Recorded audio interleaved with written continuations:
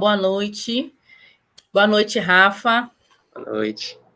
Estamos aqui hoje para a gente conversar com Rafael Chaves, que foi aprovado aí em 3 concursos muito bons, né? CGE Rio, MPO e TCE Paraná. E ele vai contar um pouquinho da história dele, vai compartilhar um pouquinho da trajetória, da vida dele, altos e baixos, né? Passar algumas dicas. E eu espero que essa live aqui, essa gravação, seja muito útil para vocês. Antes disso, eu quero só me apresentar um pouquinho. Meu nome é Juliana Ferreira, eu sou auditora aqui no Tribunal de Contas dos Municípios do Estado da Bahia, TCM Bahia, desde 2018, aqui em Salvador, apesar de ser carioca. E também sou orientadora aqui na LS Concursos, tem alguns anos. E é sempre um prazer poder entrevistar um aluno que foi aprovado, que conseguiu êxito, né, conquistar ali o que tanto sonhava, o que tanto desejava. Então, hoje eu estou aqui na expectativa de ser mais ouvinte do que falante. Eu quero ouvir muito o Rafa compartilhar da trajetória dele. Então, Rafa, boa noite, seja bem-vindo mais uma vez. E se apresenta um pouquinho, conta para a gente quem você é, de onde você veio, fala um pouquinho de você. Boa noite, pessoal. Eu sou o Rafael Chaves Fonseca. Eu tenho 31 anos, sou natural de Salvador, a terra que a Ju trocou, e a gente hoje fez uma troca de cidades, né? Porque eu estou aqui no Rio de Janeiro e ela em Salvador. É verdade. Eu sou formado em Direito, eu me formei em São Paulo, e é isso. A gente vai contar hoje, compartilhar um pouco dessa minha jornada no mundo dos concursos até a aprovação. É uma jornada de muito suor, muita dedicação, mas que tem valido bastante a pena. Tem. Eu sou testemunha, já vi aí, foram muitas trocas de mensagem no WhatsApp, né? Um pouco de desânimo, muita animação também, muita dedicação, e a gente vai falar um pouquinho disso aqui. Então, Rafa está com a gente aqui na LS desde setembro de 2020, então ele começou a estudar com a gente aqui durante a pandemia, né? Fez aí no total, até hoje não, né? Até a última meta, 133 metas, então foi muito tempo de estudo, muito tempo não, mas eu digo assim, muita dedicação e constância, né? Tiveram alguns momentos que teve que parar, questões familiares, né? Eu lembro de muita coisa que aconteceu. Mas, Rafa, conta um pouquinho para a gente por que você escolheu a carreira pública. A escolha da carreira pública na minha vida foi algo que veio não de imediato, né? Eu comecei a minha trajetória profissional na iniciativa privada, em escritório de advocacia, e na minha formação durante a faculdade, eu tinha muito uma mentalidade de empreendedorismo, de trabalhar na iniciativa privada. Só que tem coisas que a gente ouve na vida que a gente não leva a sério.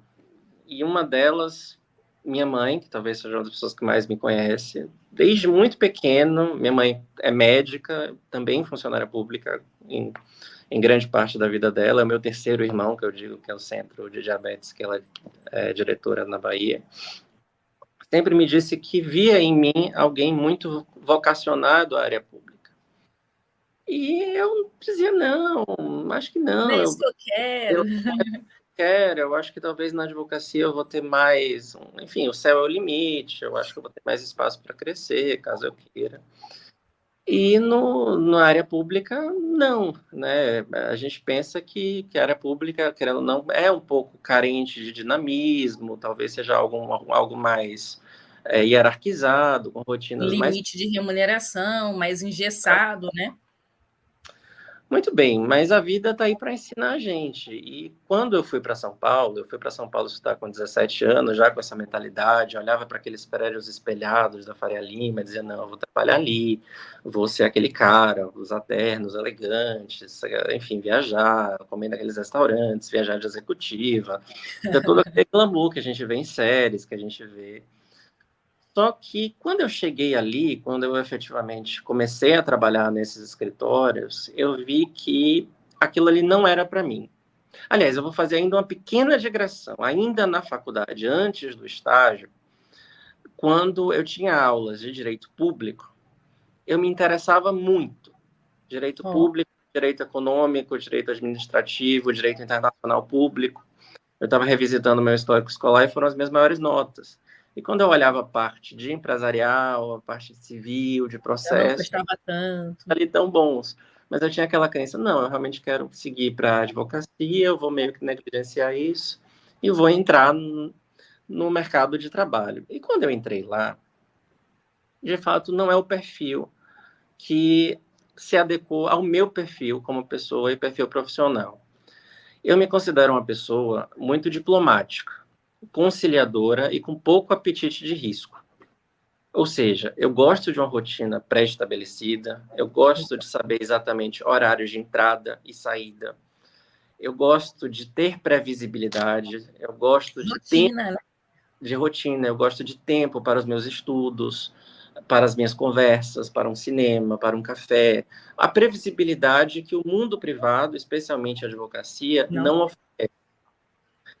E aí entra algo muito importante. Eu não estou criticando o mundo privado, e eu nem acho que isso necessariamente seja um defeito. E eu tampouco estou dizendo, longe de mim, que o mundo público é carente de trabalho. Não é nada disso. São apenas perfis de pessoas diferentes. As pessoas do Exatamente. lado, eu acho que são aquelas pessoas que prosperam na incerteza, né? São aquelas pessoas que prosperam quando tem espaço para risco, quando tem espaço para competitividade. Eu não, eu sempre fui aquela pessoa, eu sou um pouco competitivo, sim, eu acho que todo mundo é. Mas se eu estou numa mesa, eu quero conciliação, eu quero diplomacia, sabe? Eu quero bem-estar, eu tenho muita dificuldade em competir pela vaga de alguém, pelo espaço de alguém. Nossa, E eu sou muito. Me identifiquei demais. isso no mercado privado é o pão de todo dia. Então, eu passei por 2 escritórios de advocacia em São Paulo. Não foram boas experiências, tanto do ponto de vista profissional quanto do ponto de vista pessoal. Fez muito mal para minha saúde, fez muito mal para mim como pessoa. Eu precisei, depois de um tempo de resgate, para me reconectar comigo mesmo, com quem eu profissionalmente poderia vir a ser. Enfim, tudo isso que, graças a Deus, o mundo, minha família e minha estrutura familiar me pôde proporcionar para que eu transicionasse para o setor público. E hoje, eu tive uma experiência ainda profissional no setor público, antes de efetivamente ser aprovado em um concurso, e cada dia trabalhando no setor público, eu tinha mais certeza que era ali que eu queria estar, que era ali que eu queria construir a minha carreira, e que, enfim, eu iria me esforçar, custasse o que custasse, para ser aprovado nos concursos públicos que eu desejava. Esse período aí no. Pode falar? No TCE, né? Pode, claro, Rafa era meu vizinho, então nós estávamos no mesmo prédio, eu no TCM, ele no TCE. E eu super me identifiquei com o que você falou. Assim, eu sou uma pessoa da previsibilidade, do planejamento, de saber que eu posso tirar férias em tal período. Eu não gosto de competição com ninguém. E depois que eu saí do militarismo, isso ficou mais evidente, porque lá dentro, querendo ou não, existe uma hierarquização. Você vai subindo meio que automaticamente, né? Aqui fora não é assim. Então, eu esbarrei um pouquinho nisso quando eu comecei, mas a gente vai se adaptando, né? Mas eu me identifiquei muito com o que você falou. Eu sempre trabalhei na área pública, nunca trabalhei na área privada, mas eu tenho certeza que meu lugar é mais aqui do que na área privada, né? Mas assim, eu imagino que esse período seu de transição, não sei quantos anos você ficou no TCE, foi como se fosse um estágio mesmo, para te provar que era ali que você queria ficar. Você quer falar um pouquinho desse período, como foi para claro. você lá? Foi um estágio, mas também foi, digamos assim, um estágio, uma pós-graduação, mestrado, um doutorado. Tudo. Foi um É, período muito intenso, porque no TCE eu fui assessor do conselheiro Pedro Henrique Lino de Souza.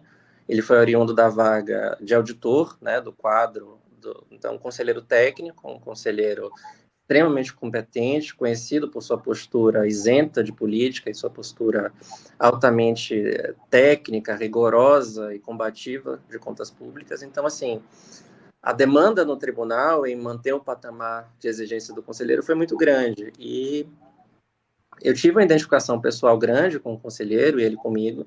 Eu estou falando muito no passado, para quem não sabe, infelizmente o conselheiro veio a óbito há um mês, completou exatamente um mês hoje. E foi um momento muito triste para todos nós, mas, por outro lado, eu tenho muito orgulho de dizer que eu comecei a minha vida profissional com ele.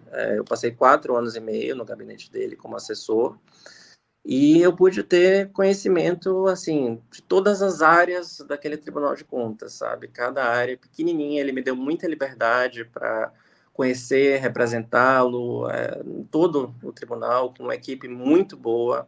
A equipe dele era composta majoritariamente por servidores concursados, então foram pessoas que foram verdadeiros professores para mim, viraram amigos, vários deles, fizeram uma festa de despedida para mim, né, que eu jamais poderia imaginar na minha vida. E isso, voltando um pouquinho da questão público-privada, você vê, nos anos que eu fiquei em escritório de advocacia, as pessoas entram e saem todos os dias, é normal, você tem uma rotatividade muito grande, e eu nunca vi algo, um carinho, uma demonstração de afeto, uma demonstração de cordialidade tão grande quanto eu tive dos meus colegas aí. Então, eu acho que isso é outra coisa que me mostrou o quanto eu gosto do serviço público e da atmosfera que ele permite, né? Porque nós estávamos todos ali com boas remunerações, é verdade, mas remunerações estanque, ou seja, o crescimento necessariamente passava por via de aprovação de reajustes, ou enfim, não havia cargos, não havia briga, não havia competição. Então, era um ambiente de pessoas vocacionadas a prestar o serviço público de qualidade para a sociedade baiana, fazendo votos robustos, bem fundamentados, para realmente dar prosseguimento ao legado do conselheiro Pedro Lino. E eu me apaixonei, assim, enormemente pela área de controle, e pela área de orçamento, controle, planejamento. Quando eu fiz a migração do setor privado para o setor público, eu tinha uma dificuldade muito grande de dizer, tá, para mim concurso é o quê? Promotor, juiz, advogado da União e talvez diplomata. Eu não tinha muito conhecimento da De todas parte as áreas, né? de contas, das outras partes que envolvem a administração pública brasileira, até porque a minha graduação foi muito voltada para a iniciativa privada. E quando eu comecei a pesquisar, eu decidi, tá, escritório eu não quero. Aí eu comecei a pesquisar áreas de concurso, e eu falei, foi a época do impeachment da Dilma, e aí estava muito em voga os temas das pedaladas fiscais, do julgamento das contas, que não é julgamento, é apreciação das contas do Tribunal de Contas do governo Dilma, e na época eu estava fazendo uma pós, eu resolvi fazer meu TCC sobre isso, e falei, não, é aqui que eu quero trabalhar, eu gosto muito disso, porque é uma parte da administração que é extremamente multidisciplinar, ela envolve direito, ela envolve economia, ela envolve administração, ela envolve contabilidade. Nossa equipe era multidisciplinar, a gente tinha engenheiro, a gente tinha economista, a gente tinha administrador, porque é necessário isso, e isso é muito enriquecedor. A gente não está numa área como no Poder Judiciário, que é muito processual. O controle da administração, ele também é um controle muito de mérito, né? Eu vejo muito o pormenor da engenharia, da administração, da contabilidade. Isso é muito enriquecedor. Você constrói, você acompanha, você controla a política pública. E isso, para mim, foi incrível. Quando eu decidi fazer quando eu escolhi a área de controle, e posteriormente ser convidado para trabalhar nela, foi uma coincidência da vida que são coisas que a gente não consegue explicar, mas que a gente agradece bastante. Porque, para mim, foi incrível. Eu pude trabalhar e ver na pele, não, estou trabalhando aqui e é nessa área que eu quero ficar, é na área de orçamento e controle da administração pública. Eu percebo assim, desculpa te interromper, Rafa, mas eu percebo que você teve um privilégio que muita gente não tem. Eu lembro até hoje de uma aluna minha que ela era apaixonada pela área de controle, mas ela não estava conseguindo ser aprovada, aí, vou tentar a área fiscal. E aí ela conseguiu um estágio no TCE Pernambuco, ela é de Recife. Ela voltou, depois do primeiro dia de estágio, decidida que realmente era a área de controle que ela queria e que ela ia abandonar a área fiscal. Então, assim, eu vejo que você teve uma oportunidade de tocar a realidade que você queria viver por muito tempo. Então, assim, todo dia você reafirmava, é isso que eu quero fazer, é isso que eu quero fazer. Uma oportunidade que muita gente não tem, né? Então, é muito bacana isso. É muito interessante porque todo concurseiro de controle tem a dúvida, será que eu faço físico ou será que eu faço controle? Eu passei por isso. As matérias são, de fato, muito parecidas, mas o trabalho é muito diferente. Então, eu acho que todo mundo tem que se apegar ao que profissionalmente a pessoa quer. Nós temos, sim, uma valorização maior, inegável, dos físicos, mas essa valorização, para mim, dos físicos em detrimento da área de controle, é algo que não vai perdurar por muito tempo. Por quê? Se nós abrirmos os jornais hoje, nós veremos, a gente vai falar do concurso do Ministério do Planejamento daqui a pouco, nós veremos toda uma questão da Simone Tebet, nossa ministra de Planejamento hoje, e o ministro Fernando Haddad, dizendo, olha, o crescimento do Brasil via arrecadação está esgotado. A gente não tem mais como unicamente crescer a receita pública via arrecadação tributária. A gente precisa do quê? Controlar gasto. Exatamente. Precisa Gastos diminuir eficientes, eficazes. Exatamente. A gente precisa diminuir gastos, a gente precisa avaliar subsídio, avaliar a desoneração fiscal. E não só atacar o gasto discricionário, mas atacar o gasto obrigatório. Sabe, aquele gasto obrigatório que não mais subsiste, que não é mais justificável, que eu tenho uma questão legal que pode ser revisada. E quem faz isso é a área de controle. Exatamente. E, olha, para a OCDE, que hoje, né, é a elite do capitalismo mundial, você vê uma valorização muito grande da área de controle. E é o que eu acho que vai acontecer no Brasil, a gente, invariavelmente. Por quê? E não é por bondade dos políticos, é por necessidade. É necessidade de espaço orçamentário. O Banco Internacional começa a exigir um controle forte para poder conceder crédito. Então, você precisa do fortalecimento dessas carreiras. Então, eu realmente acredito que a área de controle é extremamente promissora. E quem está nessa dúvida, fisco, controle, pese bem no que, não só no salário, mas no que nas áreas que realmente se interessam. Eu, por exemplo, digo, se me colocassem para ser auditor fiscal, não sei se eu teria a mesma empolgação e a mesma felicidade que eu tive na área de controle. Então, eu acho importante cada um avaliar isso direitinho. Perfeito. Eu comecei estudando para a área fiscal não vou nem dizer Receita Federal, eu nunca me interessei muito pela Receita, mas eu comecei para a Cefaz Rio de Janeiro, né? Auditor Fiscal do Rio de Janeiro. E no meio do caminho eu descobri a área de controle, apesar de eu ser da aeronáutica naquela época e ser fiscalizada pelo TCU, eu não conhecia os outros tribunais de contas. E no meio do caminho eu me identifiquei pelas matérias e principalmente pela atividade fim, né, que as cortes de contas exercem. E assim, para mim eu sou suspeita para falar, então eu vou deixar só você falar aqui, que senão eu só vou falar bem da área de controle. Eu gosto da área fiscal, mas acho que a área de controle tem um papel para a sociedade muito mais efetivo, assim, muito mais transformador de realidades. Eu acho, isso me encanta, né? Esse dias aqui na CGE do Rio, está escrito aí na linha de aprovações. Eu fui aprovado também na CGE Rio, foi o primeiro concurso que eu fui efetivamente aprovado. Fui nomeado como auditor do Estado do Rio de Janeiro, e eu estava conversando com alguns colegas recém-aprovados e nomeados, que eu considero o fisco e o controle são duas faces da mesma moeda. Todo mundo adorou essa analogia que eu fiz, mas é verdade, porque um lado é o controle de arrecadação e o outro lado é o controle de gastos. De gasto.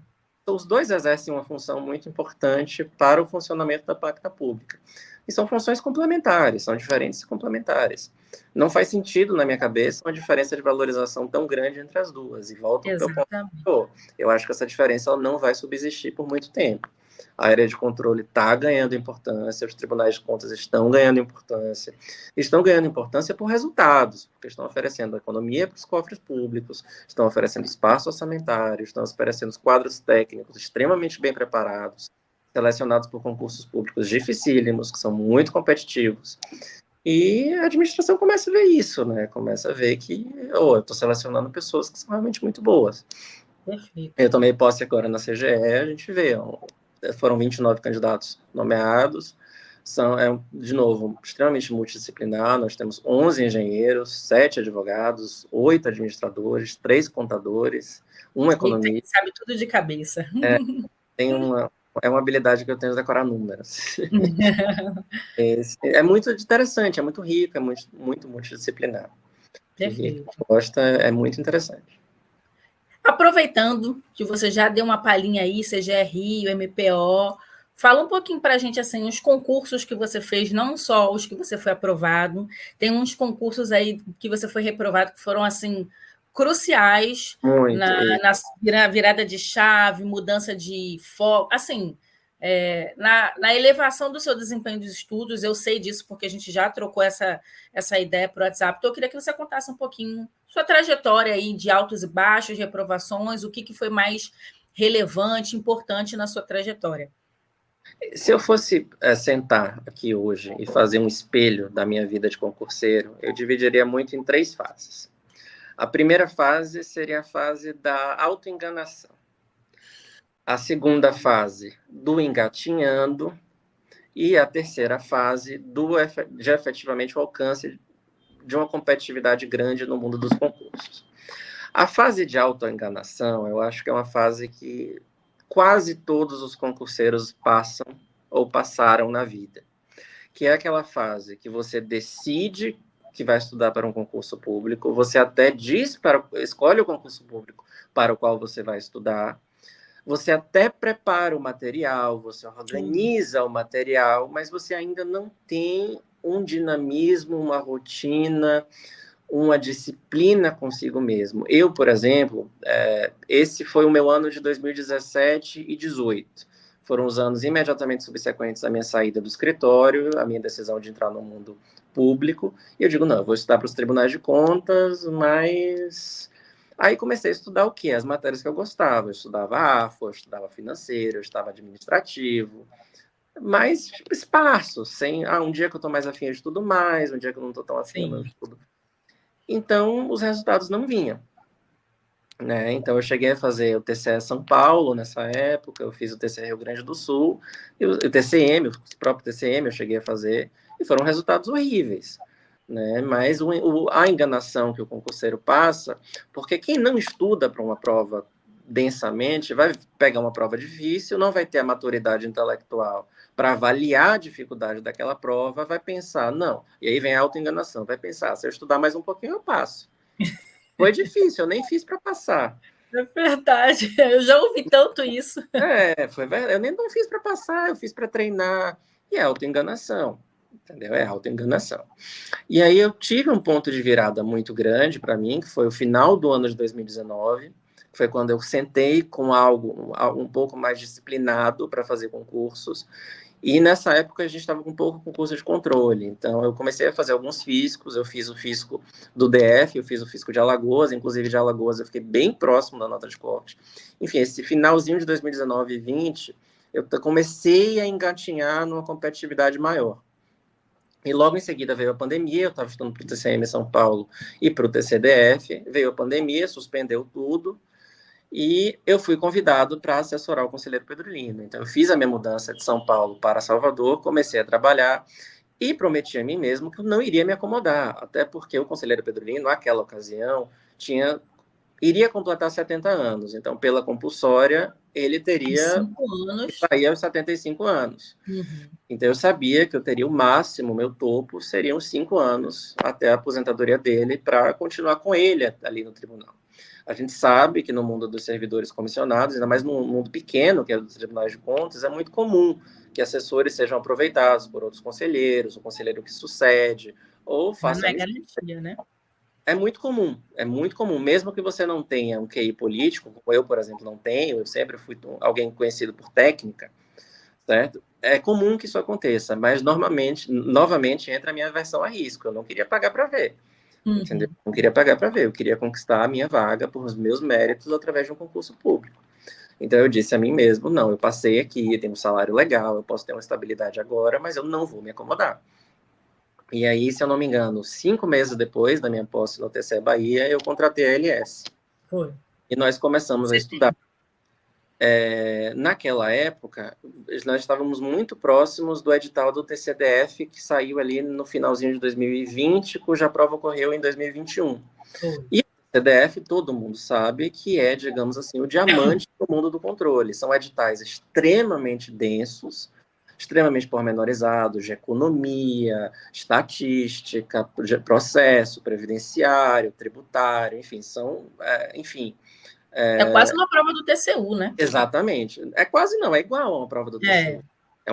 O nível de cobrança é igual, você não tem uma dificuldade maior no TCU. O TCDF realmente é uma prova muito exigente. E eu falei, não, eu quero estudar para essa prova. E aí você me disse, não, Rafa, não está na hora. Você não está ainda, você ainda precisa fortalecer a base. E aí eu falei, não, eu quero, me coloca no pós-edital, vamos, eu vou conseguir.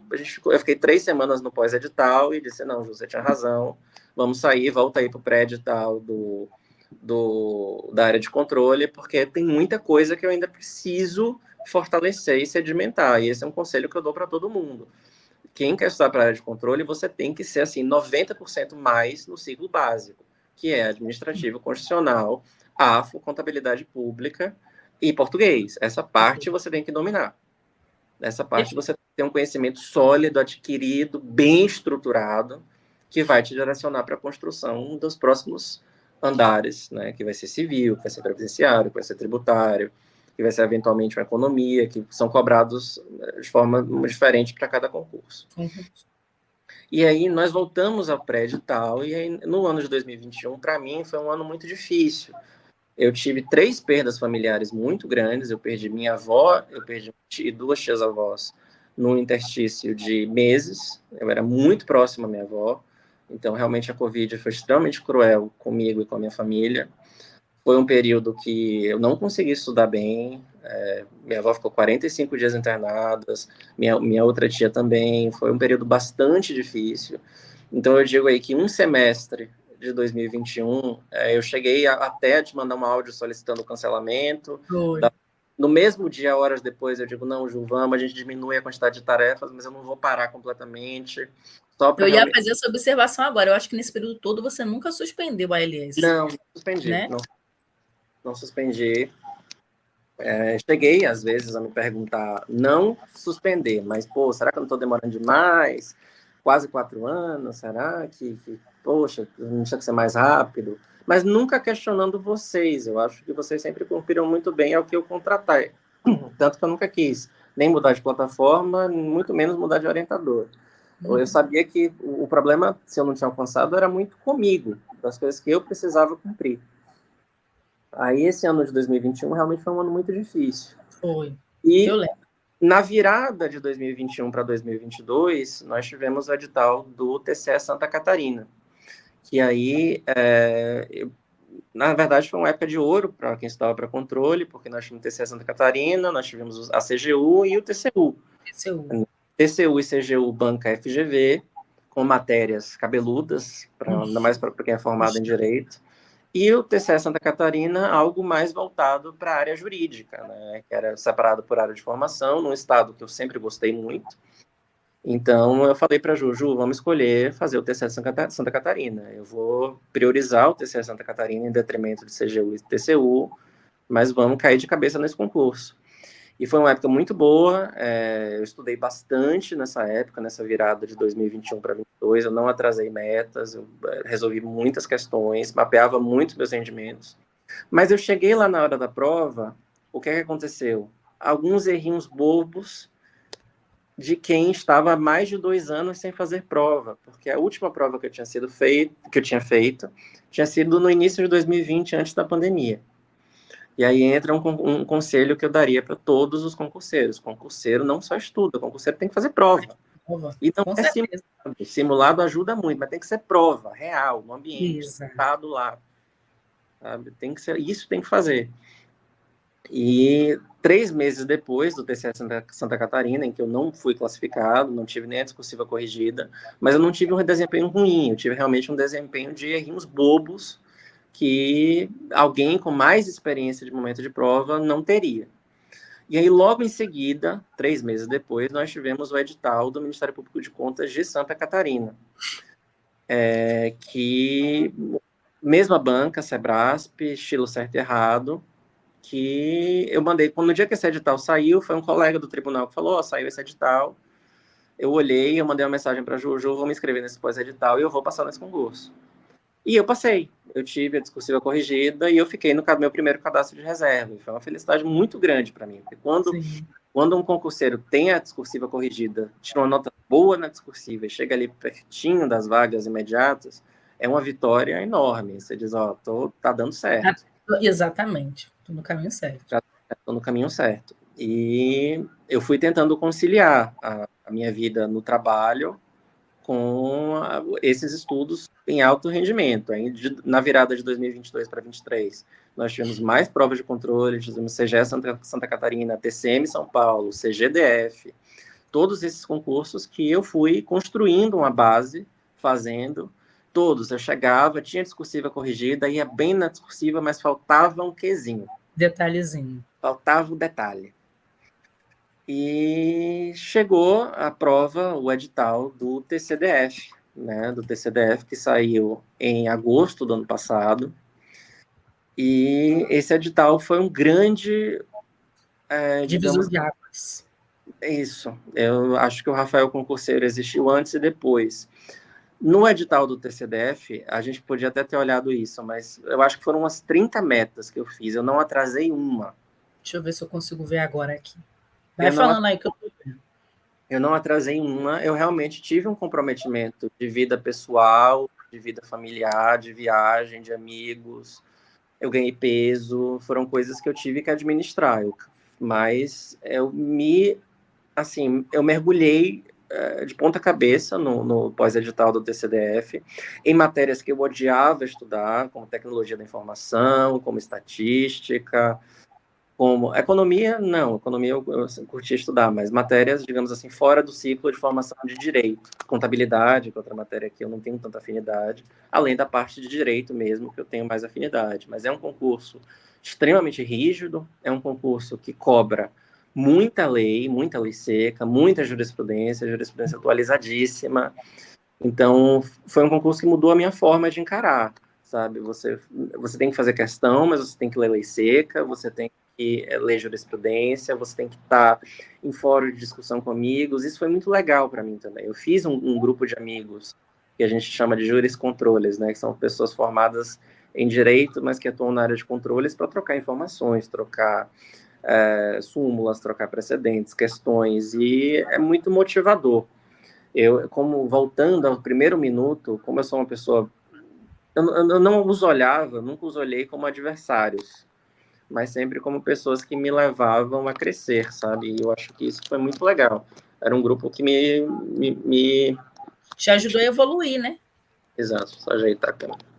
É um grupo que me motivava bastante. E aí teve até aquele ponto que a prova do TCDF, por ironia do destino ou não, acabou caindo no mesmo dia da prova do TCE Bahia. E eu não tive muita dúvida na hora. Eu digo, não, eu vou fazer o TCDF. E porque eu tinha informações internas que esse concurso do TCE Bahia era para resolver uma demanda do órgão por profissionais formados em engenharia. Então a prova realmente iria ser voltada para selecionar profissionais de exatas e da área. E o TCDF não, a gente teve um edital do TCDF muito mais jurídico. E eu falei, bom, vou jogar todas as minhas energias aqui. Fiz a prova do TCDF. Foram duas questões, CESP certo e errado, que eu deveria ter acertado em vez de errado, que me tiraram da correção da discursiva. Uma prova extremamente competitiva, se a gente olha no ranking dos concursos, os aprovados no TCDF, em sua grande maioria, são concurseiros experientes, concurseiros aprovados em TCU, em Receita, em outros concursos, em outros fiscos, em concursos extremamente competitivos, então não é um concurso de marinheiro de primeira viagem, mas que eu olhei essa derrota, internalizei e olhei, não, vamos para frente, você não vai desistir, você já chegou até aqui, tirei 15 dias para descansar em janeiro, e falei, não, a próxima é CGR Rio. Falei, vim para o CGR Rio com toda essa bagagem adquirida ali no CDF. E Eu quando lembro até hoje, Rafa, da mensagem que você me mandou, isso. detalhando. Nesse Conta um período pouquinho. também, nesse período também veio o edital do Ministério do Planejamento, Orçamento e Gestão, que foi um edital que quando eu mandei para a Ju, é um concurso que foge um pouco da regra, é um concurso que acontece, enfim, de 10 em 10 anos, é um concurso raro de acontecer, uma carreira importantíssima do ciclo de gestão da Administração Pública Federal. E é um edital que ele é muito sui generis, porque ele cobra a realidade brasileira, ele cobra contemporaneidade, ele cobra finanças, economia. É um concurso muito acadêmico, é um concurso que foge em absoluto do decoreba, né, de concursos mais tradicionais da área jurídica, o controle fisco. E quando eu olhei aquele edital, eu olhei aquelas matérias, mandei para a Ju um print. Ju, isso é o que eu estudo por diversão. Isso é o que eu gosto de fazer antes de dormir. Eu estudo isso antes de dormir, porque eu quero, porque me relaxa, porque eu acho isso interessante. O que eles estão cobrando Sim. aqui, transição demográfica, industrialização do Brasil, neoindustrialização, finanças públicas, desafios contemporâneos de orçamento, enfim, crises econômicas, plano real, toda a parte da história econômica do Brasil. Eu digo, cara, isso é o que eu estudo para brincar. Quando eu quero relaxar, eu ligo uma série no YouTube. Eu sou bem nerd, tá, gente? Vocês estão percebendo. Quando eu quero relaxar, eu boto isso no YouTube para ver. Então eu falei, pô, eu vou fazer essa prova. E tinha outras provas, a gente teve, enfim, STN, Bacen, Sim. nós tivemos os STN até que acabou. O próprio CNU. O CNU eu não fiz. Eu realmente falei, não, eu não quero CNU. Eu quero esse cargo, eu quero MPO. E fui de cabeça nesse concurso e eu tirei a maior nota na discursiva, na objetiva que eu tirei na minha vida. Eu fiz certo e errado, quase 80% líquido, que é uma nota Muito realmente bem. muito boa. E aí inaugurou um outro imbróglio, né? Porque foi a bendita discursiva. Eu fui super bem classificado para a discursiva, mas aí por conta da tragédia no Rio Grande do Sul, a prova foi adiada e aí o concurseiro sofre com ansiedade. Eu tive ansiedades horrorosas. Claro.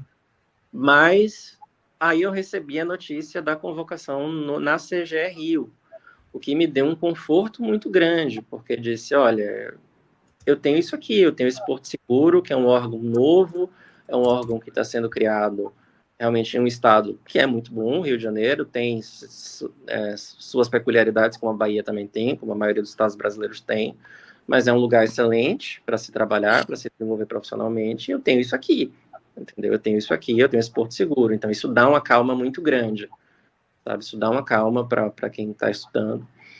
E quando eu fui fazer a discursiva do MPO, foi engraçado porque nas 2 semanas anteriores eu estava uma pilha. Eu falei, me levem para passear, me levem para sair, me levem para descansar, porque eu preciso desopilar a mente, eu preciso não enlouquecer de ansiedade para fazer essa prova. E fui fazer a prova, eu estava muito bem preparado. E fiz a prova da manhã, muito bem. E aí na prova da tarde, eu já tinha saído da prova da manhã com a sensação de que mandei muito bem. E aí a prova da tarde, eu falei, bom, eu fui bem na objetiva, eu acho que eu fui muito bem na discursiva da manhã. E aí a prova da tarde, na hora que eu estava naquela bendita espera, que demora horas, porque quando você senta naquela mesa até o fiscal entregar a sua prova e você poder começar a fazer, começaram a vir aqueles pensamentozinhos intrusivos. Tá, agora é essa prova da tarde. Autossabotadores. Essa prova da tarde que vai te definir, porque o que acontece? Você já foi bem nas outras duas. Se você foi bem agora, só depende de você. E aí eu comecei a ter ansiedade, meu coração começou a disparar, eu comecei a suar, eu comecei a pegar a folha de papel e me abanar. A folha de papel, no caso, era o envelopezinho que eles dão para guardar as coisas, porque eu estava nervosíssimo. E na prova da tarde eu não fui tão bem. Eu não fui tão bem como eu fui na prova da manhã, e eu atribuo muito isso à questão emocional. Com certeza. É algo que eu acho que todo concurseiro tem que fazer. O que é que poderia ter acontecido? Eu poderia ter essa ansiedade ter evoluído, ter me dado tremor, eu ter errado a letra, eu ter tido uma crise de enxaqueca, ou um intestino irritável, enfim, várias possibilidades que poderiam ter me tirado dali. Mas quando a gente aprende técnicas de respiração, técnicas de relaxamento, que eu acho que todo mundo tem que fazer. Eu apliquei aquilo dali, eu tive um prejuízo, sim, na minha nota, mas eu me mantive competitivo, me mantive na briga e foi aprovado dentro das vagas, que é o que importa no final do dia. Exatamente. Então, e aí, quando eu fui para o TCE Paraná, que foi um concurso de área jurídica ocorrido 3 semanas depois da discursiva do MPO, se eu não me engano, 3 ou 4, eu não tive tempo de estudar para o TCE Paraná. Eu não tive tempo. O meu estudo estava realmente muito voltado para o MPO, mas aí volto a falar da importância da bagagem. Minha bagagem já estava muito grande. Eu já tinha adquirido, por conta do TCDF, do TCM São Paulo, da CGDF, da CGE Santa Catarina, da CGE Rio, uma bagagem que me permitiu chegar ao TCE Paraná, pegar a legislação específica do órgão, decorar aquilo dali, e as matérias específicas, eu dizer, não, eu estou pronto para a briga. E foi o que me levou à aprovação também nesse órgão, com altíssima... Eu não fiquei dentro das vagas, mas fiquei em 15º lugar na ampla concorrência de direito e com uma expectativa grande de nomear. Perfeito. E aí agora está naquele dilema bom, né? Para onde vai? Não me perguntem, porque eu ainda não sei. eu pedi licença aqui na CGE Rio para participar do curso de formação do Ministério do Planejamento. Então, eu irei primeiro para o Ministério do Planejamento. É um curso de formação interessantíssimo. São 600 horas, 5 meses de curso de formação. Então, assim, como eu falei, é um viés muito acadêmico. O curso de formação vai contar, inclusive, como uma pós-graduação. Eles vão dar um título de pós-graduação, que é interessante, porque a gente vai ser pago para receber um título ao final, né? Você vai ser pago para... E o cronograma é na ENAP, né? Na Escola Nacional de Administração Pública, e com pessoas de altíssimo gabarito. E para quem gosta da área, vai ser muito interessante. Vai, com certeza. E vai ser uma bagagem assim, se você decidir TCE depois, né, posteriormente, TCE Paraná, vai ser uma bagagem incrível que você vai levar para lá. Eu vejo isso pelos meus colegas, tiveram alguns que saíram agora, foram para TCE Minas, TCDF, né, que foram chamados alguns anos depois, e eles estão indo para lá, já chegaram, um já está quase como diretor do setor, sabe? Que você chega assim carregando uma experiência muito grande. Então, você está vindo de um órgão que não é um órgão comum, né? Então, é uma experiência assim fantástica. Se você decidir ficar lá, ótimo, mas se decidir sair, você já vai chegar num gabarito alto aí no próximo órgão, né? Exatamente. Rafa, eu fiz umas anotações aqui enquanto você estava falando, que eu achei muito interessante. Só queria fazer uma pincelada rápida, caso você queira fazer mais algum comentário. Essa parte final que você falou do emocional na prova. Eu sou uma pessoa que, desde que eu comecei a trabalhar com orientação de estudos, eu gosto de falar sobre isso, comportamento humano, emocional, porque eu acho que isso faz muita diferença. Então, a aprovação, ela não depende só do estudo, né? Então, a parte da mentalidade, a parte do emocional, é quase que 50-50, porque não adianta você saber tudo, chegar na prova, travar, ficar nervoso e não conseguir passar para o papel aquilo que você estudou. Então, eu acho que você ressaltar essa parte do emocional é muito importante. Tem gente que, assim, principalmente quem é iniciante, não consegue ainda captar muito isso, né? Você está ali na fase da autoenganação, que você disse, que eu achei inclusive essa explicação muito boa dessas 3 fases. E aí, quando você começa a fazer prova, quando você começa a realmente ir para o jogo, é que você vê que, pô, eu preciso estudar, mas tem umas outras coisas aqui que eu preciso trabalhar também. Eu voltei agora a fazer com os meus alunos. Eu não sei se você pegou essa fase. Em 2022 eu fiz os simulados, né, a cada 15 dias de provas anteriores. É daí que nasceu o simulado guiado da LS. Né? Então, e eu voltei agora, né? Então, no último domingo eu fiz e eu pretendo fazer a cada 15 dias. E os relatos já foram muito bons, porque você é outra coisa, você está ali tentando fazer uma prova, você lida com nervosismo, com imprevistos, dor de cabeça. E uma pessoa falou: Ju, eu não sabia quão cansativo era ficar 4 horas, 5 horas na mesma posição. Nossa, então, fala um pouquinho disso aí, Rafa, que você fez várias provas nos últimos tempos, tem mais gabarito para falar. Eu cheguei assim, é tão cansativo que eu desenvolvi uma contratura muscular que eu e minha fisioterapeuta, a gente apelidou de ponto da prova, que toda prova que eu fazia, eu saía com... Era realmente na torácica aqui, mais ao lado direito, que é o ponto da escrita. E a gente tem que fazer fortalecimento, porque você tem que mapear, pô, isso aqui tá doendo. A dor atrapalha a minha concentração na hora da prova, então eu tenho que fortalecer isso aqui. Perfeito. Enfim, para ser mais competitivo. A gente tem que ter um conhecimento grande de nós mesmos. Assim, gente, às vezes nós pensamos que nós somos os únicos a ficar ansiosos, os únicos a ter dor de barriga, os únicos a ter taquicardia. E assim, cada um luta uma batalha própria, né? Eu acho que as pessoas internalizam isso, precisam internalizar isso. Nós somos criados em uma sociedade muito acostumados a esconder nossas fragilidades, entre aspas, né? A esconder nossos medos, nossas ansiedades, nossas angústias. E eu acho que quando nós aceitamos isso, quando a gente vai, tá com medo, mas a gente vai com medo mesmo, a gente vai enfrentar não é nem falar adversário, mas o meu concorrente. Concorrente. Ele também está passando por uma batalha própria que eu desconheço, e eu vou focar no que eu posso fazer. Eu já vi muitos concurseiros amigos que se questionam, eu não tenho inteligência suficiente, eu não tenho... Não é sobre isso. Não é sobre isso, exatamente. Eu acho que existem diferentes possibilidades de inteligência, diferentes formas de inteligência, que se forem canalizadas com energia, com treinamento apropriado, você pode levar a aprovação da mesma forma. Talvez demore um pouquinho mais, talvez seja um pouco diferente de que tem um estudo desde muito pequeno, mais organizado. Mas, no fim do dia, se você passa aos 30, se você passa aos 35, se passa aos 40, aos 45, você vai ter mais 30 anos de administração pública. Você vai ter mais Exatamente. 25 anos de administração pública. Você tem uma carreira ainda pela frente, sabe? Você vai chegar ali. Eu cheguei com 31, teve um colega que chegou com 24, teve um colega que chegou com 49. Nós estamos todos no mesmo curso de formação, sentados no mesmo lugar, com diferentes pontos de vista. Vamos receber os mesmos salários e é isso. Eu, Perfeito. eu acho que as pessoas têm que ter levar isso em consideração, sabe? Com certeza, com certeza. Autoconhecimento é tudo em qualquer área, mas em concurso público faz muita diferença, te faz, inclusive, ganhar tempo, né? Porque é outra característica que eu anotei sua aqui, né? Você sabia bem o que você queria, apesar de vez em quando surgir uma dúvida, mas eu percebia uma facilidade em você em abdicar de determinado concurso para escolher para outro. Aconteceu isso quando você deixou. Você surgiu com a dúvida do Ju, tem a MPO, tem a STN, tem Isso. CNU. Aí, em algum momento, você mesmo. A gente conversou, em algum momento você mesmo tomou a decisão. Não, eu não vou fazer STN, eu não vou fazer mais CNU. Teve aquele momento entre TCDF e TCE Bahia. Então, isso é fruto de autoconhecimento. Você, Isso. né, você sabe o que você quer fazer, você sabe quais são as suas habilidades, porque as matérias elas influenciam nisso.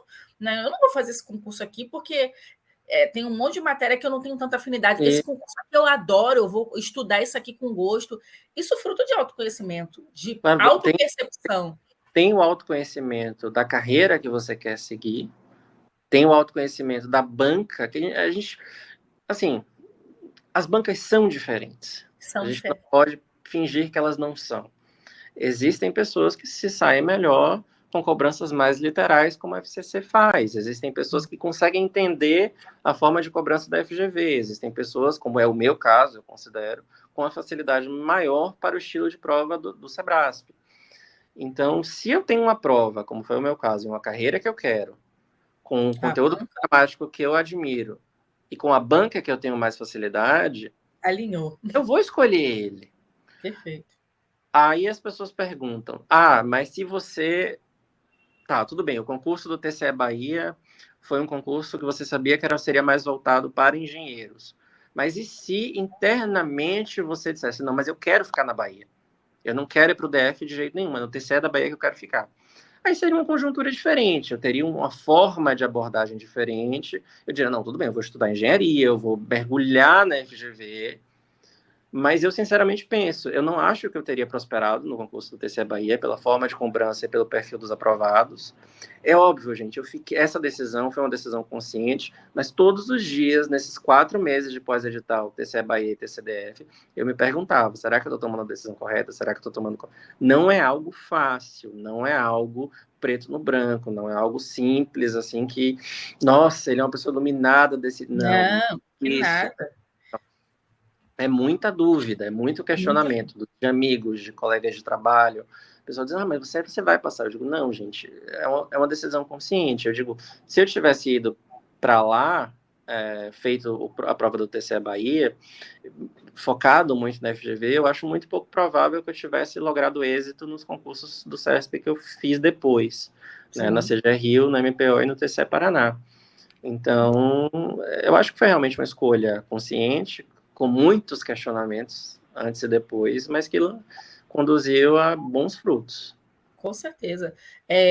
As dúvidas são naturais. Isso aí acontece com todo mundo. Mas tem que chegar um momento que você tem que tomar uma decisão.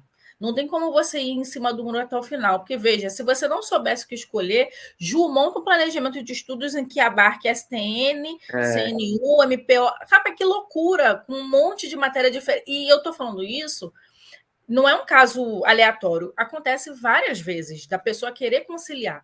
Eu, aqui no meu papel de orientadora, eu acho que a gente tem que facilitar ao máximo e evitar principalmente aqueles erros que você cometeria se estivesse sozinho, mas você não está sozinho, então tem alguém ali para te alertar.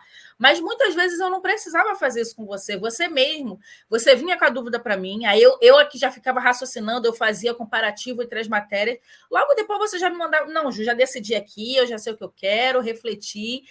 Isso é uma habilidade muito boa, a saber tomar decisão, mesmo que difícil, e sustentar essa decisão, que é o que você falou. Pô, eu fiquei 4 meses na dúvida entre 2 concursos, mas eu mantive até o final. Porque imagina se você ficar, não, eu vou para o TCE. Você não teria passado nenhum dos dois, porque, né?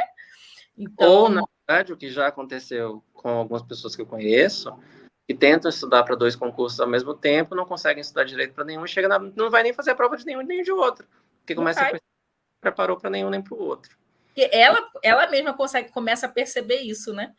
Vai Então, chegando muito próximo da prova, a pessoa está naquela indecisão. cai a realidade, cai a ficha. E assim, gente, eu acho que quando a gente contrata uma consultoria de estudos, eu acho importante a gente fazer a diferença entre consultoria e coach. Eu acho que Faça, por favor. o que é consultoria, né? Consultoria, a gente vai ter um material didático direcionado por especialistas naquela área, em estudos, no caso da equipe da LS, que tem toda uma equipe formada, e que vai te direcionar para a melhor forma, o melhor material de estudar para determinado e o alcance de determinado objetivo. O coach, ele é muito mais voltado para os instrumentos, né?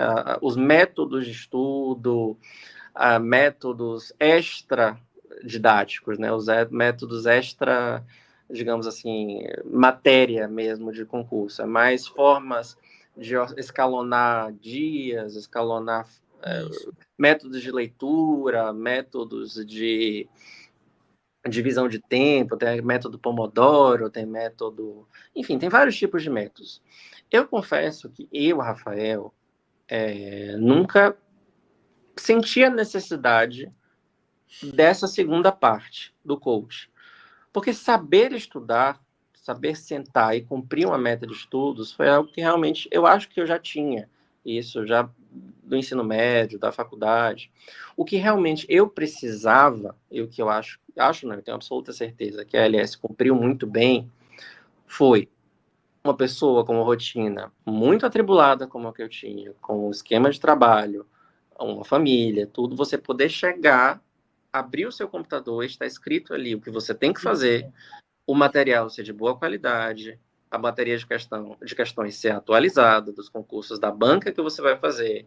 Então, o tempo que você teria que gastar para formar tudo aquilo, a LS já fornecia para você. Já estava ali bonitinho, você tinha todos os mecanismos de mapeamento, de análise de desempenho, saber cada matéria, o que é que você precisa melhorar, o que é que você não precisa melhorar. Isso é fundamental, que você começa a... Foi daí que eu comecei a perceber, opa, é literalidade de lei que está me faltando. É a exceção, é o prazo, é o sim, é o não, é o sempre, é o nunca. É a jurisprudência, desse mapeamento que você começa a ver. Sabe? Isso é que é uma consultoria, alguém que já passou por isso, que adquiriu experiências vencendo esses desafios, está transmitindo o método, o conhecimento, os instrumentos para quem está o receptor dessa consultoria. E eu acho que a LS fez isso muito bem. Eu sou muito satisfeito, eu indico a LS para quem quer a área de controle. E às vezes as pessoas me perguntam, mas para a área de controle só, área fiscal, que todo mundo vê, serve para tribunal também, serve para carreiras administrativas. Eu digo, gente, minha experiência realmente sempre foi com a área de controle, eu não migrei de área, mas eu acho que o método... Abarca tudo aí que você falou. Talvez alguns concursos muito específicos, como a diplomacia, magistratura, Não eles pega. fujam, mas os concursos mais raiz, Tradicionais, mais né? tradicionais, exatos, eu acho que a fórmula é a mesma. A fórmula Exato. é a mesma. E o que eu falei do coaching, assim, não menosprezando a atividade do coaching, eu acho que ela é muito importante. Mas, às vezes, as pessoas se preocupam muito com os métodos, eu vou cronometrar isso, cronometrar aquilo, sendo que o mais importante é você aferir o seu desempenho, aferir a sua absorção de conteúdo com calma, com pragmatismo, sabe? Ver o que você está fazendo efetivamente. Porque as pessoas ficam, enfim, Às nos vezes detalhes que não fazem muito tanto. ansiosas na rota, sem se É, preocupar com o destino, sabe? Sem se preocupar exato, efetivamente onde ela quer chegar. E eu acho perfeito. que isso é interessante, colocar os pés no chão, abrir as metas que são muito bem feitas, executar as tarefas, enfim, executar tempestivamente, né? Certo? Buscar É, não atrasar, porque faz diferença. Faz. faz. Eu atrasei vários, foram 133, eu atrasei vários. Teve períodos que eu passei 15 dias muito cansado, que eu digo, Ju, não vai ter como esses dias, eu preciso descansar. Mas eu buscava, especialmente em pós-editais, por isso que eu fiz a questão de realçar do TCDF, em não atrasar, em buscar ser, assim, rígido. E isso me exigiu muito, gente, me exigiu muito. Eu perdi festa de família, eu perdi casamento, Oh, Deus. formatura, eu perdi viagem, sabe? Foram coisas que, enfim, a gente tem que abrir mão. Mas, Exatamente. Faz parte, faz parte. Eu lembro, eu estudei quase 4 anos. 4 anos o período todo, né? Efetivamente foram 3 anos e 3 meses, se eu não me engano, porque eu parei alguns meses. Nesse período que eu fiquei estudando, minhas amigas vieram para Salvador, eu acho que umas 4 vezes passar o carnaval em Salvador. Eu nunca tinha pisado em Salvador. Aí agora eu estou aprovada, vim aqui, moro no circuito do carnaval, estou aqui todo ano, entendeu? Então, assim, foram 4 anos ali, distante, não acompanhando, fizeram várias viagens para a Europa, eu em casa estudando. Então, assim, é temporário. As pessoas têm que só entender isso. É uma abdicação, é uma escolha, mas ela é temporária. Eu tenho certeza que Rafa daqui a pouco vai colher os frutos. Vou ver o Rafa em Paris, vou ver Rafa aí rodando, porque ele tem a cara da Europa e dos Estados Unidos. Daqui a pouco eu estou vendo ele aí passeando, curtindo, desfrutando, sem né, do seu dúvida. tempo de dedicação, de abdicação, porque realmente eu perdi casamento, eu perdi aniversário, mas faz parte, é pelo nosso futuro, né? E a LS me diga, diga, Concurseiro tem que aprender a dizer não. tem Tem que que aprender exato, a dizer sim para si mesmo, né? Para o seu futuro. exatamente.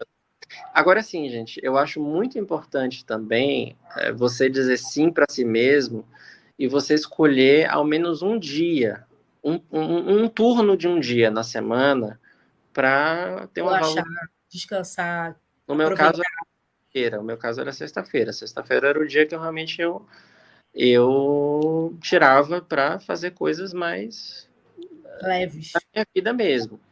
E é importante, o nosso cérebro precisa disso. A gente funciona melhor quando tem um descanso. com Agora, não certeza. dá essa sexta-feira para sábado e do sexta, sábado e domingo. Eu ainda não conheci alguém que tenha sido aprovado em um concurso de alto nível e que tenha aí um pós-edital feito todos os fins de semana como levava antes. Eu ainda não conheci. Então, Muito eu acho, difícil. é, Muito difícil. E não só a parte do descanso, viu, Rafa? Mas tem muita gente, e eu falo por mim mesma, que negligencia a própria saúde durante os estudos. Então, fazer um exame de vez em quando, parar para olhar para a sua saúde. Às vezes, o cansaço extremo não é só a falta de sono ou estudo, pode ser hormonal. Então, é um conjunto, né? Descansar, ter um lazer, até com a família, se você é casado, tem filhos, dá essa aproveitada, mas cuidar da saúde também, porque senão não adianta nada. Saúde desgringolou, não tem concurso que dê exatamente. jeito, né?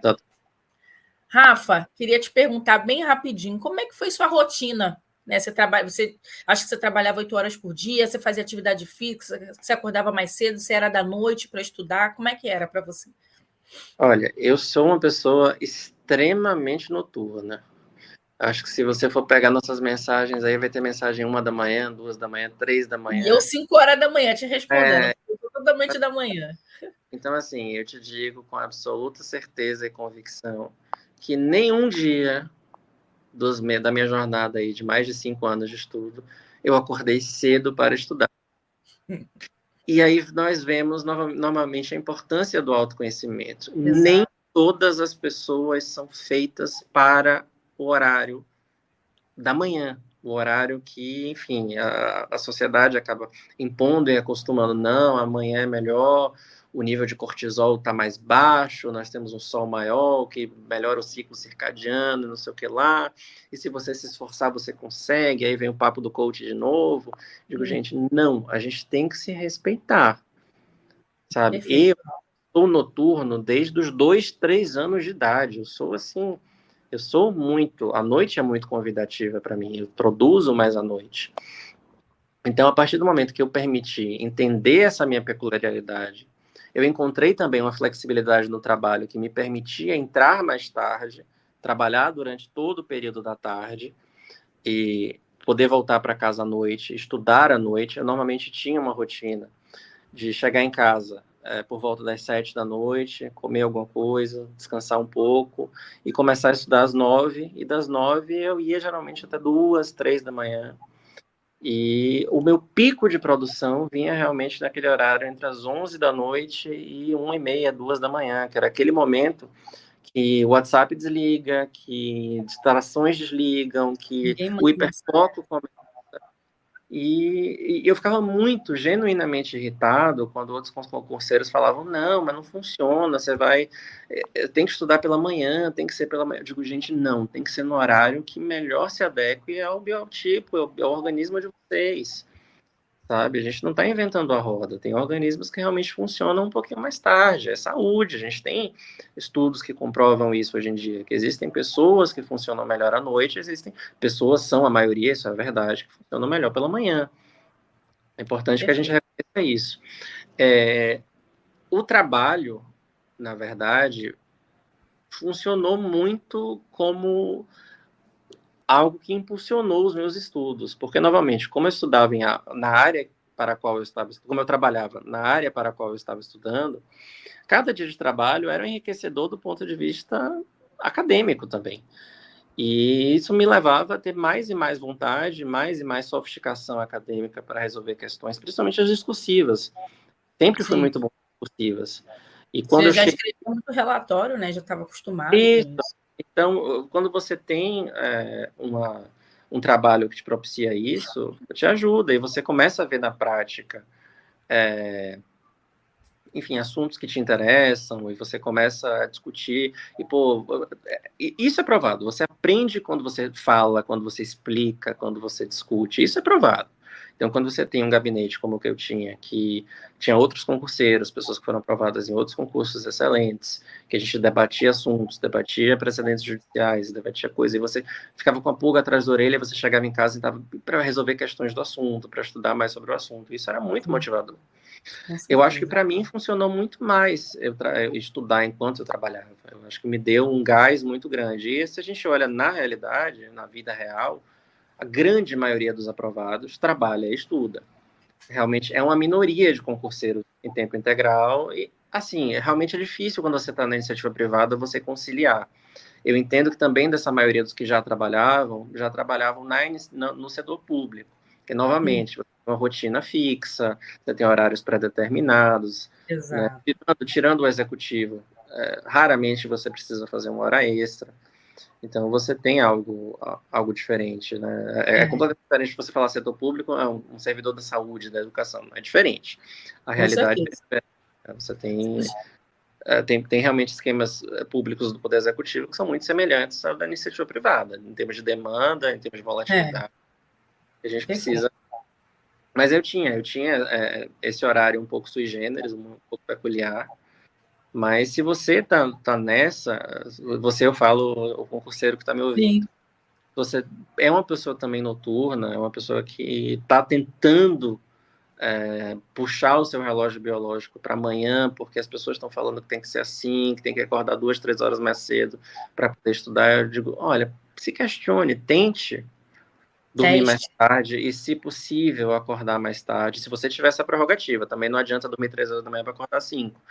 É, Aí você vai acabar com o seu organismo. Mas se houver essa possibilidade, respeitar o seu horário biológico e mergulhar a fundo nos horários que são mais eficientes, mais produtivos para você.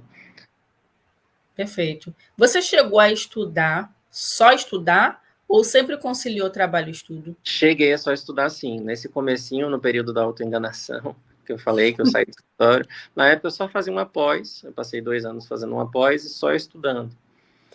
E não foi, assim, nem de longe foi o período mais produtivo para mim, porque os primeiros, quando você passa, você começa, digamos assim, só estudar depois de uma rotina mais puxada, as primeiras semanas, o tempo demora a passar, você tem muito tempo, o tempo parece muito É. disponível. Mas isso Muita distração também. Isso é ilusão, viu, gente? Porque você acostuma rapidinho a não ter que enfrentar trânsito, a não ter que se arrumar para o trabalho. Então, seu corpo também fica um pouco mais lento, você fica um pouco mais devagar. Eu acho que o concurseiro em tempo integral precisa ter até mais disciplina do que o concurseiro trabalhador. Com certeza, toda certeza absoluta. E eu digo assim, tem muita gente que pensa em sair do trabalho para estudar.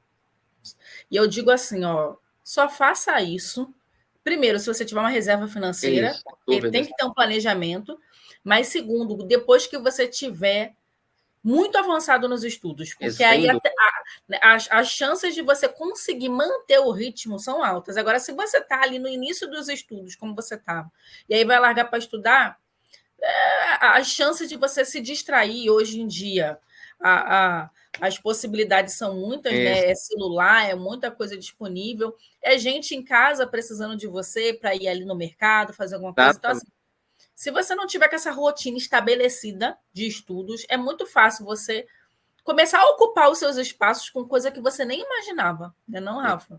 Exatamente. E o tempo começa a passar muito rápido, gente. Muito rápido. Quando você só estuda, é muito curioso. Os primeiros dias passam devagar, aí depois a semana começa um pouco mais rápido, o mês, aí você vê, piscou o ano.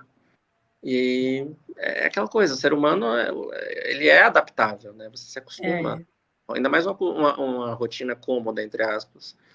E a questão da reserva financeira é importantíssima. Eu acho que 9 entre 10 concurseiros que só estudam, entre aspas, o só estudar eu também acho... não é uma expressão que eu gosto tanto. Porque é verdade. Assim, o concurso é uma profissão. Você estudar para concurso, você tem que encarar como uma profissão. Tem uma orientadora também que eu sigo, já há muitos anos, talvez tenha sido a primeira que eu comecei a seguir no Instagram, que ela fala, gente, vocês às vezes me fazem perguntas, hoje eu não estou a fim de estudar, não tô... Tá, se você estivesse trabalhando, você ia dizer para o seu chefe, hoje eu não estou a fim de trabalhar, hoje eu não rendi, hoje não deu. Você ia dar um jeito de fazer. Então, o concurso tem que ser bem, você tem que encarar como uma profissão. E a sua vida, né? É a sua vida, você tem que ter o profissionalismo, dizer, não, isso aqui é a minha profissão no momento, é ser concurseiro. É passar nessa bendita prova e começar a minha carreira profissional.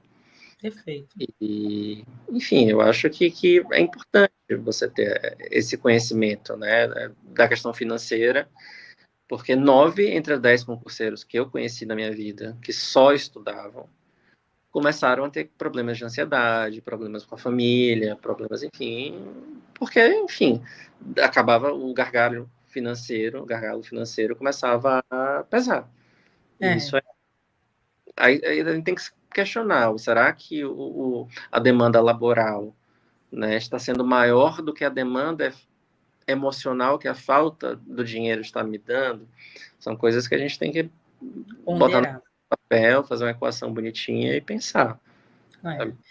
Ou você tem uma reserva e ela vai acabando com o tempo, isso, você tem uma família para sustentar, ou você está dependendo de alguém, ou é um pai, ou é um marido, ou é uma esposa que está ali te bancando, e tudo isso vai te afetando emocionalmente, vai aumentando a pressão, e aí começa o desespero. Eu vou fazer todas as provas, e aí acaba virando uma bola de neve, porque você começa a estudar para concurso que você não estava acostumado a estudar, mas é uma oportunidade. Eu nunca esqueço o concurso da Polícia Federal e Polícia Rodoviária Federal, mais de 1.000 vagas.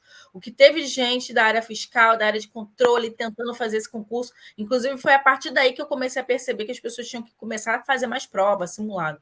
E um monte de gente de outras áreas, mas não, é muita vaga, oportunidade, eu vou tentar. Aí você se desvia, acaba atrasando mais, não é aprovado no concurso, atrasa mais a sua aprovação na área que você escolheu inicialmente. Então, e é uma coisinha puxando a outra. Então, essa decisão de vou largar o emprego para estudar, ou vou ficar em casa. Assim, a pessoa às vezes não largou o emprego, ela está mesmo sem emprego, né? Então ela não tem essa opção. Aí é outra situação completamente diferente. Aí a gente lida com o que tem, né? Agora, se exatamente. Se é uma escolha, né? Isso. Então tem que ser muito bem pensada para não ser fruto de um arrependimento. E eu vi alguns casos nesse sentido. Então, Rafa, é isso. Eu acho que a gente deu uma passada boa aqui. Você falou dos concursos que você foi aprovado, como a LS te ajudou, sua rotina, contou um pouquinho não, uma história bem bonita assim da sua trajetória vindo da iniciativa privada e como você a importância de você estar inserido, imerso na realidade que você realmente queria viver. Então, você trabalhava dentro do Tribunal de Contas e estudava para a área de controle.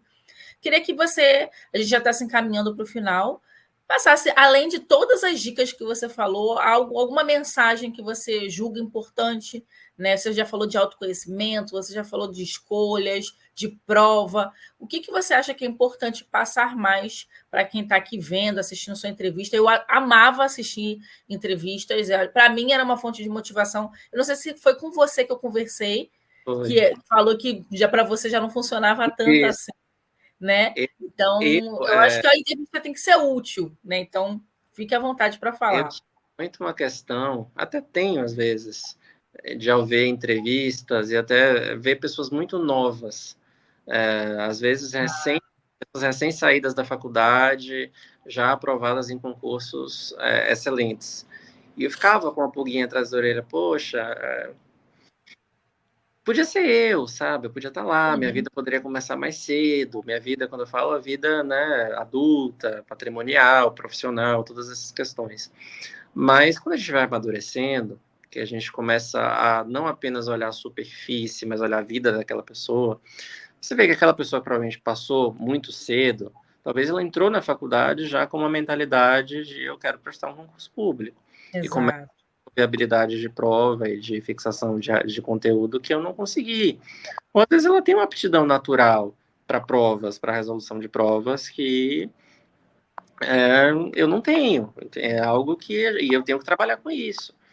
E, enfim, eu tive agora na CGRI uma colega que passou num cargo de auditor de Estado, em uma excelente colocação, com 3 meses de estudos, o primeiro concurso que ela fez na vida dela. Mas esse caso eu nunca tinha visto. 3 meses de três estudos. meses de estudos, o primeiro concurso que ela fez na vida. Então é aquela coisa que você até entra em choque, né? Você fala, nossa, e você vai entender, ela é uma pessoa inteligente, certamente, ela é uma pessoa brilhante, certamente, mas a gente não precisa necessariamente levar essas pessoas como uma regra. Aí a gente tem que parar de olhar a exceção. Nós somos 29, dos 28 são pessoas que colecionaram reprovações. Uhum. E foram aprovados muito mais tarde, com idades um pouco mais avançadas, muitos com filhos, muitos com outras carreiras. Agora, o que eu acho mais importante, que eu diria para todo mundo que estuda para concurso, o concurso, ele realmente não pode ser, você não pode encarar o concurso e a aprovação do concurso como a solução para todos os problemas da sua vida. Muita gente diz, nossa, eu vou passar no concurso X porque eu vou comprar um carro, eu vou comprar um apartamento, eu vou comprar uma viagem. Gente, isso é muito bom, claro. O mundo patrimonial é muito grande, mas o mais importante é você ter a certeza que a sua vocação profissional está ali. Porque chegando no mundo do setor público com essa mentalidade do eu vou ganhar, vou sendo atraído única e exclusivamente pelo alto salário. Acho que recentemente a gente teve muito isso com a FT, né? A FT, 900 vagas, o pessoal olhando contra-cheque, dizendo, gente que não tem aptidão, que eu olhava e dizia, a gente não tem aptidão nenhuma para ser auditor oficial do trabalho. Mas não, paga muito bem, a gente vai. Não, pagando bem eu vou, enfrento. Você enfrenta 3, 4, 5 anos. Mas você vai enfrentar 30 anos, 35, você vai contribuir para o seu país dessa forma, você vai ser feliz. E eu te digo, eu já trabalhei. Estudar aquele assunto, você tem que. Você não para de estudar, não. Né? Eu estou ali estudando despesa com pessoal, Fundeb, saúde, educação, o tempo inteiro. Né? Exatamente. E eu amo fazer isso. Isso. Eu já trabalhei, quando eu trabalhava na iniciativa privada com direito empresarial, corporativo, eu trabalhava odiando cada minuto do meu trabalho. Eu odiava estudar aquilo, eu odiava aquele ambiente, eu não gostava da mentalidade das pessoas, eu não gostava da agressividade do ambiente. E quando eu entrei no setor público, foi completamente diferente. Você trabalhar com algo que você gosta, você identificar é completamente diferente, sem romantização. Não é trabalho, sim, é trabalho. Não tem coisa que você não vai precisar trabalhar nunca na sua vida, não. Você vai precisar, tem coisas chatas, você precisa levantar quando você não quer levantar, você vai precisar estudar quando você não quer estudar. Mas é muito mais gratificante, é muito mais tranquilo. Por isso que eu digo, identifica o concurso público não exclusivamente na remuneração. Se fosse por remuneração, eu estaria indo no Ministério Público, eu estaria indo para um fisco top, eu estaria indo nessa direção. Mas a gente escolhe um concurso também pelas nossas vocações, pelas nossas aptidões intelectuais, profissionais, e é isso que vai direcionar a gente verdadeiramente para o sucesso. E com a mentalidade, sempre, gente, o concurso público, no Brasil e em todos os países do mundo, sem exceção, por que o concurso público ele acaba sendo muito valorizado para pessoas com esse perfil? Porque ele fecha duas portas muito importantes. Você vai fechar uma porta da pobreza, né? Você vai fechar a porta da necessidade patrimonial, mas você também vai fechar a porta da riqueza. A gente não pode entrar no serviço público com a crença de que vai ser multimilionário. Não é essa a mentalidade. Se você tem essa mentalidade, saia enquanto é tempo, vá para a iniciativa privada agora. O setor público não é para o setor público é para você ter a convicção que você vai fechar essas duas portas, você vai ter um ambiente estável, confortável para prestar um bom serviço, lembrando sempre que nós seremos servidores, né? Nós temos na sociedade e ter trabalhado na iniciativa privada me ajudou a construir essa concepção, ou seja, eu sei o quanto se trabalha para bancar uma estrutura pública. E eu sei o quanto nós temos que nos esforçar para devolver essa estrutura para o contribuinte. Nós temos que ter essa mentalidade. Então, entra no serviço público como alguém que quer fazer a diferença, alguém que quer contribuir para o desenvolvimento do país, o desenvolvimento da sua sociedade, e como alguém que, por consequência, vai receber um salário muito bom, vai te dar uma estabilidade, um conforto para você, para sua família, mas não vai te levar a um patamar milionário. E, novamente, eu acho que é uma mensagem que eu realmente gostaria que as pessoas fixassem. Se a sua vontade é essa, o concurso não é para você. Você vai ser um servidor infeliz, você vai ser alguém com o qual eu e a Ju, enquanto auditores, não gostaríamos de trabalhar juntos. Que a gente quer trabalhar com quem ali real, mão na massa, pragmático, disposto a estudar, a trabalhar em prol da população. Eu acho que a gente tem que ter. E quando você tem esse objetivo na mente, é isso que eu quero. O estudo ele fica mais leve. Para concluir, eu acho que até por isso que eu nunca suspendi o nosso. É claro que existem pessoas que suspendem por motivo de saúde, por motivo financeiro, é óbvio, aí é outra história. Mas eu nunca suspendi a nossa consultoria na questão de, não sei se é isso que eu quero, não sei se acho que eu vou parar de estudar. Não, eu tinha certeza. Não, tá demorando. Até pode ser que sim, eu tive alguns problemas pessoais, algumas tragédias familiares, mas eu tinha certeza do que eu queria fazer. Eu queria ser aprovado em um concurso da área de orçamento e controle da administração pública. E eu fui até o final, eu fui aprovado, e eu sou muito feliz por isso, nesse momento. Perfeito. E eu sou muito feliz de ter tido a oportunidade de te acompanhar. Você falou tanta coisa importante agora nesse final, Rafa, que eu não vou nem voltar para pontuar tudo, porque senão a gente não sai daqui hoje. Mas, assim, a mensagem que você deixou de a pessoa encontrar a vocação dela, ter certeza daquilo que ela quer, isso faz tanta diferença. Eu vejo por mim, sabe? Às vezes eu sou obrigada a trabalhar no fim de semana. Porque eu não vou romantizar, isso acontece. Outro dia eu saí 8 horas da noite do tribunal. Isso não acontece todo dia, na maioria das vezes eu saio no horário, mas tem dias, eu estava substituindo o meu chefe, então foi necessário. E eu estava lá com prazer, fazendo os despachos, lendo os relatórios, porque são temáticas que eu gosto, que eu gosto de me aprofundar, são desafiadoras para mim. Eu sou administradora, então eu lido com direito, eu lido com contabilidade, mas é uma área gratificante. Eu estou fazendo um TCC de como os tribunais de contas podem contribuir para a promoção da equidade racial. É uma política pública. E aí você estuda política pública de segurança pública, de educação, e são coisas interessantes que afetam diretamente a realidade do cidadão. Então, assim, se me perguntarem, quiserem fazer uma live comigo sobre como é que é trabalhar no Tribunal de Contas, eu vou falar com um sorriso no rosto, porque é encantador. Então, eu fico sempre imaginando, sai um concurso da área policial, a pessoa quer fazer, eu fico pensando, será que essa pessoa imagina que ela vai estar na rua com uma arma na cintura? Que ela vai estar ali lidando diretamente com um cidadão exaltado? Então, as pessoas não podem somente focar na remuneração. O recado que você deixou foi fantástico. Isso, e é muito, ainda mais com essa mudança que nós temos visto na área de controle também. Os tribunais de contas têm acompanhado mais a execução da política pública, né? A construção da política pública, a mudança real na sociedade.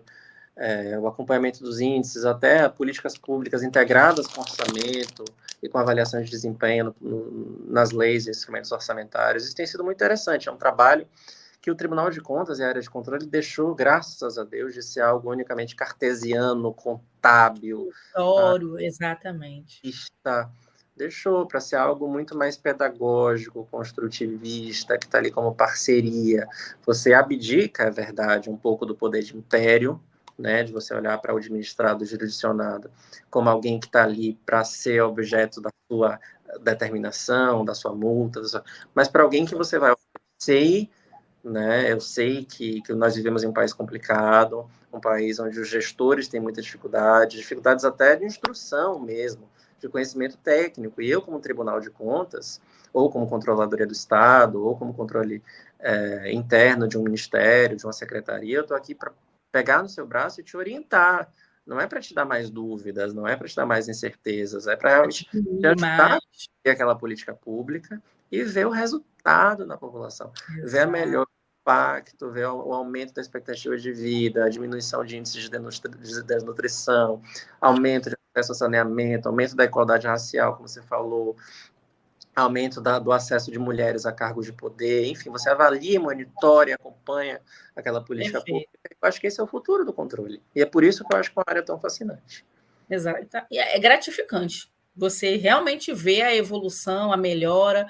Então, Rafa, foi maravilhoso, né? Eu amei conversar com você, ouvir um pouquinho da sua história e você ter a oportunidade mesmo de compartilhar com outras pessoas. E é isso, pessoal. Espero que vocês gostem da conversa. Se precisarem falar alguma coisa específica com o Rafa, é só me procurar e aí eu passo a dúvida para ele. E é isso. Muito obrigada. Quer deixar mais algum recado? Não? Estou à disposição. A Ju sabe que é a primeira vez que eu faço uma live desse tipo, então eu posso ter derrapado em algum momento, Foi maravilhoso. Uma coisa que não devia, ter me alongado demais em determinados momentos, então peço desculpas antecipadamente por isso, mas eu tentei, assim, trazer alguns choques de realidade, mas também motivar todo mundo, quem gosta da área, quem está estudando, a seguir em frente, porque é uma jornada que vale muito a pena para quem é muito engraçado. Hoje meus amigos olham para mim, ainda mais os amigos mais antigos, e dizem, nossa, você é outra pessoa. Quando eu saí do tribunal agora, que eu falava com saudosismo, com amizade, com carinho pelos meus colegas, você ama seu trabalho, né? Eu falei, amo. Amei cada minuto ali no tribunal. Então, eu acho que isso não tem preço, sabe? Não E tem agora, preço. nesse pouco tempo aqui na CGE, eu já consigo fazer outros amigos, vou para o Ministério do Planejamento logo em seguida. E é fenomenal. Então, eu espero que todos vocês, alunos da Ju e também todo o grupo da LS, estejam em breve nessa mesma posição. Rafa, obrigada, viu? É isso, pessoal. Boa noite. Obrigada. Boa noite a todos.